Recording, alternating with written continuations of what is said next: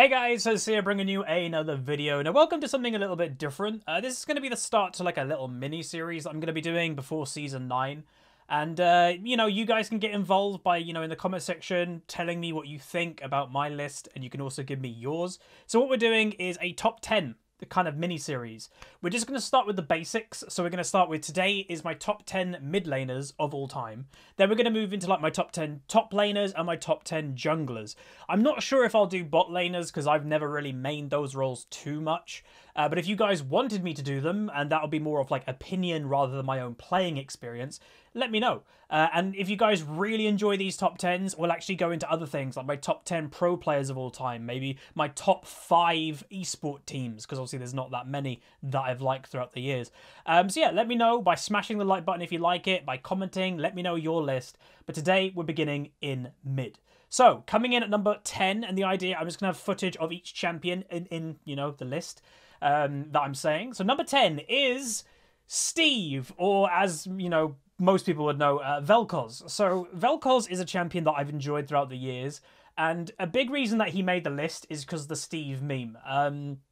Part of my list is not only if I've played it and I've enjoyed it and I've done well with it, but how well has the community liked the champion? How well has it done for, my overall community as a whole? And because there's a whole thing about Steve, the other day I tweeted and put in the YouTube community tab, hey, what are your favorite champions you've ever seen me play? And people said Steve. They didn't say Vel'Koz. They kept saying Steve. And I was like, yeah, that pretty much sums it up. When you have something like that in your own community, you've got to acknowledge it. And I love that. It's its own thing. And for those that don't remember why he's called Steve, I wanted to pick up Vel'Koz for a while. And unfortunately, every single time that I locked in Vel'Koz, the game dodged or someone was trolling. And again, the game dodged or someone left. It was uncanny how often that happened. Like, I'd say in 75% of the games when I tried to play Vel'Koz. But then I made the joke, hey, I'm using the definitely not Vel'Koz skin. I'm not playing Vel'Koz, I'm playing Steve. And then suddenly the game started to go through. It was really weird, but it was really noticeable. And that's where Steve was born. And that's why to this day we call him Steve. And obviously he's a great champion. He's like in the group of champions that I personally like. You'll probably see more of them in this list. But, control mages with good strategy. That when to use that big range ultimate. If you do it at the wrong time, you could probably cost your team the whole game. So I like that. But that's number 10. Moving into number 9 is Swain. So this might be a little bit controversial because Swain hasn't really been with me for that long.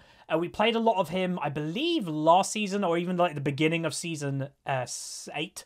And we did really well. And the reason why he's making the list is because for me, it kind of proved that you don't always have to listen to what the community says if you just trust yourself. So when Swain got released, the whole community and even pros were saying, this guy sucks, he's really weak.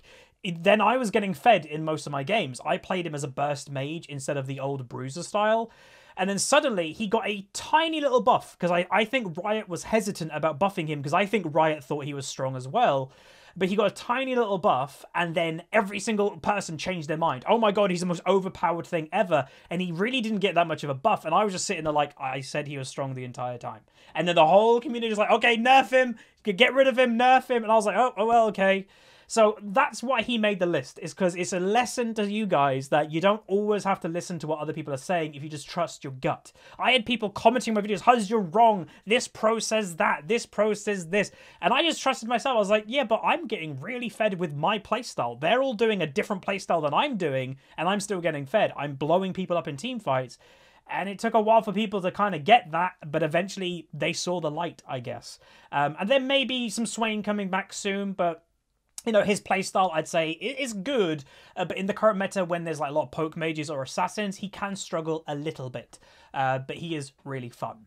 Number 8, though, is Lux. So I'm sure people kind of expected Lux, and I will say there are going to be, I think, a couple honourable mentions before we get to number 1. But Lux is there because she's always been a stable mid laner for me throughout the years.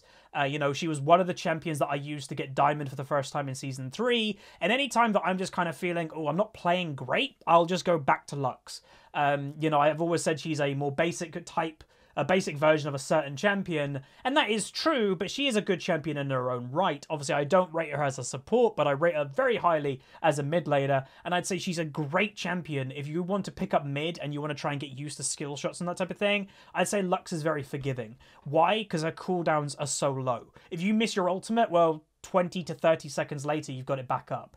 So I'd say she's really good for beginners, but even for veterans, she's great. She can one-shot carries. She's got, you know, a little bit of survival for her team with a shield. She's got CC. Her farming's pretty good because she's got an auto-attack passive after you use a spell on minions and champions. So Lux, used her for years, will always probably play her every now and then. She'll never probably be one of my mains, but she's always kind of one of the champions I revert back to if I'm having a little bit of a rough time. Number 7, Zed. So Zed is a champion that I haven't played seriously in a few years, and this is why this list is not just my Season 8 mid laners, it's my total mid lane list, because the history that I've had on this champion is pretty good. You know, we've had some incredible plays throughout the years on this guy, even that we had a clip that I might be even showing on the screen right now. That clip blew up in a, as you know, someone said, can I put that in a Zed montage? I wasn't even a big YouTuber back then. I was like, yeah, go for it, why not? And that blew up. You know, I got so many subscribers and comments going, how did you do that? And it was just basically managing the Zed shadows perfectly. And that was intentional. And, you know, I've always enjoyed the champion, and Season 9 will be the season that you'll see Zed come back. My new aggressive playstyle is very much up Zed's alley, but the reason why I kind of fell out of him is, one, you know, I went away from the assassin playstyle, which is what I kind of was known for back in Season 3 and 4, but I don't like full AD team comps. So I will say in Season 9, you'll only see me play Zed if I've got an AP jungler or an AP mid lane, a top laner. I don't like playing full AD, and if I'm playing Zed mid and I'm not playing an AP, more or less I'm kind of forcing a full AD team comp, and I don't like that. So there will be Zed, but it will be situational. Number 6, Jayce. So yes, I am counting Jayce as a mid laner in this list at least. He may make an appearance in the top lane list as well, but I used to play Jayce more in mid lane than I did in top. Recently, that's been the other way around, but back when Jayce got released, I played him predominantly in mid, and, you know, that might have been Season 3, I want to say, and it was really fun. You know, those are that was the time I believe that, like, Kazakhs mid was a thing, and it was like the trifecta of mid laners were a lot of the time AD carries, not obviously the ones in bot lane, but AD. And he was really fun, and he's great. I still like him in mid lane. You know, feel free to play him there. I just prefer him in top lane nowadays. But the history of the champion is very rich. You know, he's got burst, he's got poke, he's got great team fights, he's got not bad split push, he's got mobility, he's got a lot with his kit. And if you're wondering, so why, you know, is he overpowered? Nah, if you play smart against a Jayce and he doesn't get a lead, you know, he is kind of a snowballing champion, and you can control him relatively easy with that. If you're just in mid against him, play passive, and there's not a lot he can do. He can poke you down a bit, but you just go back and buy, and yes, you may lose lane phase to a Jayce, but if you don't feed a Jayce, he may struggle in the late game. So although he's made number 6 because he's a high impact champion for me, he just got over Zed because I've played him a little bit more recently. If I played Zed more recently, Zed probably would have overtaken him. But yeah, Jayce, number 6. Number 5, should be no surprise, is Zigz. So Zigz has been a champion of mine for years, really. That, again, he's one of those that I haven't really ever mained him as such, but he's always one of the ones that I kind of default to if I'm just in the mood to play him, really. And I think he's really fun. You know, he's a great... You know, he's great at everything, more or less. There's very little that Zigz is technically weak in.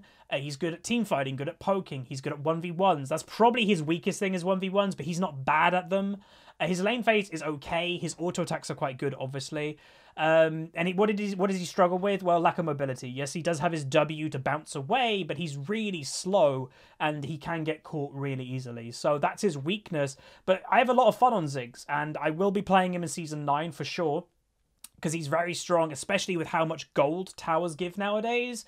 Zigz is a master of getting towers, and if you push your lane opponent in, poke them down a bit, and get a bunch of that early gold, turret plating gold, yeah, you can snowball on Zigz very, very well nowadays. So Zigz number 5 probably shouldn't be any surprise to anybody.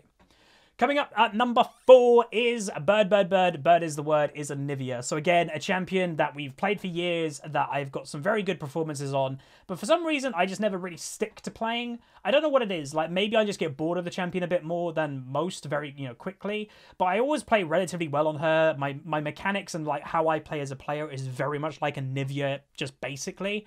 Control mage, good decision making, good at team. I love team fighting, as you guys know. So team fighting, amazing.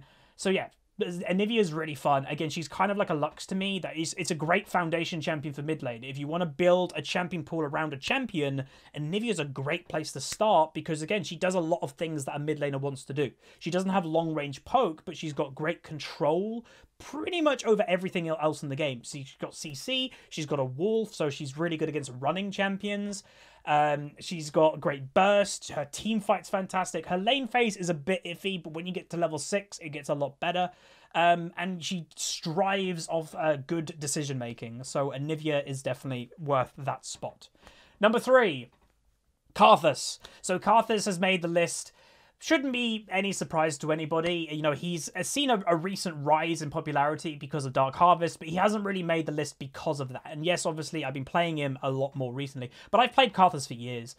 He's been one of the picks that I, again, have defaulted to when I don't really know what to play in mid. Maybe I'm blind picking, and they're always in the back of my mind is, but Karthus will always be useful. It's that press R mentality of, okay, even if I get behind, I can snipe someone in bot lane. They might forget about me. It's really good, and I find him fun. I know a lot of people don't, and they just think he's a simple press R champion, but I've always said it, when people have these opinions about press R champions, I've always given the challenge.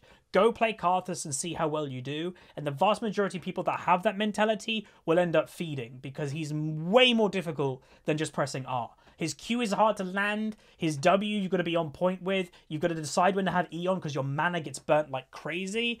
But if you wrap everything together and you're good at that champion, Karthus is an absolute monster. And to me, he's fun to play. Nothing really beats the feeling of you're in base and you see a double kill with your ultimate and you just let go of the keyboard. You're like, here we go. It's a great feeling and it always puts a smile on my face.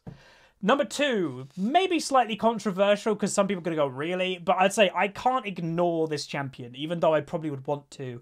Malzahar. So Malzahar is a champion that we used a lot last season. And, he's good. And I would definitely recommend people to play Malzahar if, again, you're struggling against certain champions. Like LeBlanc, maybe Assassin's Akali. He's pretty good against those, and he's a great control mage, and again, he's one of those press R win champions that a lot of people think, but again, people play Malzahar end up feeding because it's more complicated than it seems. If you just press R and any time you go, I'm pressing R and I'm winning, you'll end up dying more times than you use it because it's positional. You're stationary as well as your target when you're pressing R, so you just end up dying a lot if you're being reckless with it. So you have to be smart about it. You've got to have a decent lane phase and make sure you're maximizing your minion ghouls. And obviously, he's got pretty good combos. If you muck up your combo, you're not going to do any damage on Malzahar. You've got to do the .QW combo in the correct order to maximize the damage. Otherwise, people are probably going to get away with low health, and I'm sure you guys have seen me do that over the last year or so. But I have vowed I'm not really going to be playing any Malzahar in the upcoming season. Maybe we'll do an episode in Iron to Diamond, but I doubt I'm really going to play him on my main account, or at least I'm not really going to make much content on him unless it's really demanded, which I doubt. But yeah, I couldn't ignore Malzahar. He's been a great champion for me personally with climbing. With last season, we had a 65% win rate on him in I don't know, 50 roughly games, maybe more. So again, pretty good performances. Before we get to number 1, we're going to just do some honorable mentions. Because some people are like, what about this or that on this?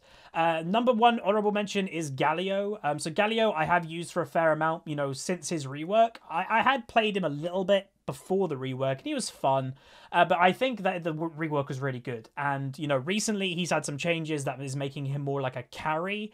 And, that's awesome. But the reason he didn't make the list is because I haven't had that big of an impact with Galio, not that many games. And I also think he's probably going to get nerfed pretty soon. So I don't know if I'm going to, continue playing him. We'll see. But it's a great playstyle. And a big tip to you guys, if you're really struggling against Akali and she somehow gets through a champion select, Galio is the ultimate counter. When she's in Shroud, your W, your taunt as Galio, is the perfect size to taunt her. It's a really good counter. So Galio is the first honourable mention. Second honourable mention, and again, I will say I might forget some, but is Kazakhs in the mid lane. And yes, you did hear me, and if I have footage on the screen, you'll see it's very old footage. I mentioned it earlier, back when we had Jayce on this list. I loved Kazakhs mid. You know, those when I was playing Jayce mid, Kazakhs mid, it was so much fun. And I wish Kazakhs was still a mid laner. For those that are going, I have no idea Kazakhs was a mid. Yeah, when he got released, he was a mid laner. Mainly more of a laner than a jungler. And what you did was max your W with evolving W first. And you just poked people down and then all in. It was really goddamn fun. And again, I'd like to play him there. And I know some people do play Kazakhs top and stuff. But I'm not somebody that play really off-meta things when like it's simply weaker than meta. I don't find that fun.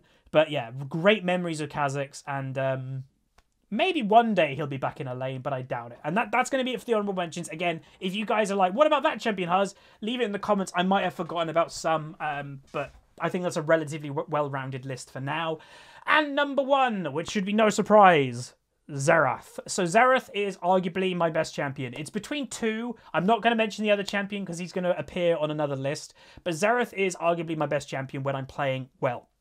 The reason why I love this champion so much is you can't simply jump on Xerath and do well because every single one of his abilities is a skill shot. Every single one of them. And they're not easy to land skill shots at all. And it's really... And what I'd say about Xerath and what I've always been drawn to him about is when you're having a bad game on him, yes, it sucks. But when you're having a good game on him, I actually argue that he's one of the most satisfying champions to be having a good game on. Because you just feel like a god. Landing all your skill shots, you know, when you get 3 ultimates in a row... It's something about that you're like, oh damn, I'm on point. And you know, the content that we've had on the channel in the last few years, you guys have loved, especially when I'm playing well on this champion. And people can tell I just enjoy playing with Xerath. And obviously there was a time that I got a little bit salty and I quit the champion because I hate when I get accused of cheating. I am not a cheat ever, never really cheated in my life. But when you kind of people going, you're scripting, that just hurt because it's like, no, I'm not. I'm just good at Xerath. So I just stopped playing him and I'm not going to listen to it anymore. I'm going to keep playing Xerath. You're going to see him in Season 9 and we're going to use him to climb. And again, next season's my year because I'm going to stop listening to negativity and be like, oh, you're scripting, and just focus on the champions that I know I can climb with. And Xerath is definitely one of them. But that's my list. Hopefully you guys enjoyed. If you did, smash the like button. Again, if you guys really enjoyed this, we'll continue doing them. I hope you do. So if you are somebody that's on the fence, please just throw the like on the video. It really helps me know to keep doing them. But my idea is to do top lane next and then jungle after. And if there is a massive demand for it, I will do bot lane and support. But that will be more like who are my favorites. Obviously, I've played more AD carry than support. And maybe we'll just do a top 5 support list, not top 10. But yeah. That's it for this one. Hopefully you guys enjoyed. Let me know your top 10 down below. Whether it's you say what your favorite champions I've played throughout the years or your own. That's completely fine. But yeah, like, subscribe, comment down below, smash the like button, and I'll see you guys next time. See ya.